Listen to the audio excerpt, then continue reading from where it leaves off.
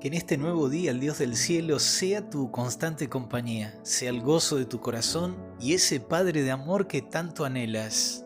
Aquel que te cuida, que te acompaña y te guía en todo momento y lugar. Comenzamos de esta manera Mensaje Celestial, palabra de nuestro Dios que llega a nuestro corazón. Y en esta semana enfocados en el tema la iglesia deseable, aquella iglesia que Dios anhela ver, tal como era la iglesia del primer siglo, la iglesia de los apóstoles, la de los discípulos de Jesús, que comprometidos en vivir los principios del reino de los cielos, eran un testimonio para toda persona que los rodeaba. Una iglesia que estaba movilizada por el poder del Espíritu Santo. Una iglesia que se acercaba al trono de la gracia por medio de sus plegarias, de sus oraciones.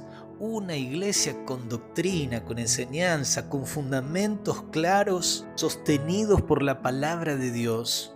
Y hoy compartimos un aspecto más, una característica que le daba identidad a aquella iglesia apostólica.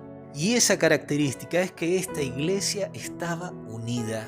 Tenían las cosas en común, eran de un mismo corazón. Aprendieron a compartir no solamente cosas cotidianas de la vida, sino también las prácticas que los unían espiritualmente. Aprendieron a unirse para llevar adelante la misión que Jesús puso en sus manos. Y ese concepto de unidad también lo vemos desde el primer capítulo de este libro Hechos de los Apóstoles, cuando en el capítulo 1, verso 14, en la primera parte del texto bíblico dice que todos estos perseveraban unánimes en oración y ruego.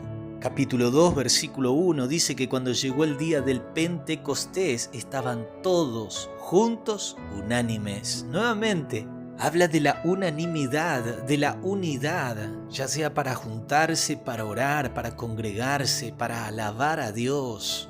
También en el verso 42 de este mismo capítulo 2 se menciona en la primera parte que perseveraban en la doctrina de los apóstoles y en la comunión unos con otros.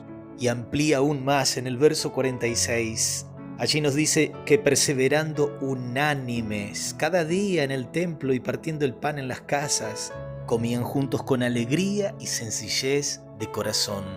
Si había necesidad, la iglesia se juntaba para orar. Si había alegrías, la iglesia se juntaba para festejar.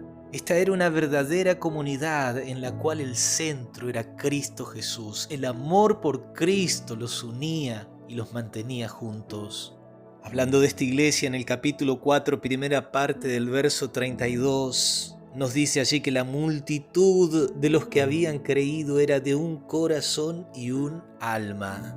Era la gracia, la presencia de Cristo en ellos que les permitía tener entre ellos afinidad, respeto, amor, consideración. Y esta sin dudas era una cualidad que la iglesia debía tener para mostrar que realmente era la iglesia de Cristo Jesús, la iglesia del Dios verdadero, una iglesia que estaba unida por amor a su Señor y en cumplimiento de una misión.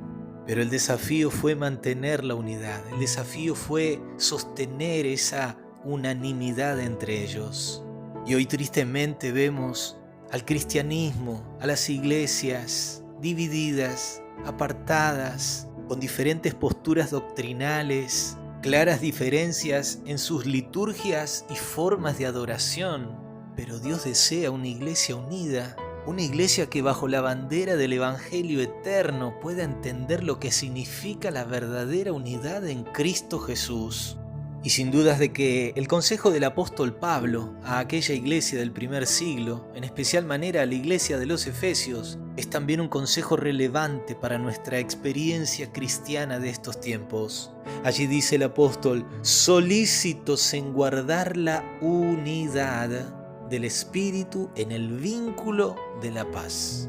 Y quiero invitarte a ti, mi querido amigo, mi querida amiga de Jesús, a que tú procures la unidad en el vínculo de la paz. Ya dejar de lado la confrontación, la acusación, sino poder encontrar en la palabra de Dios una plataforma de diálogo para unirnos como verdaderos hijos de Dios y y de esa manera prepararnos como esa iglesia que Él desea ver en su venida, una iglesia sin mancha, ni arruga, ni cosa semejante, una iglesia que pueda ser victoriosa para vivir la eternidad en el reino de los cielos.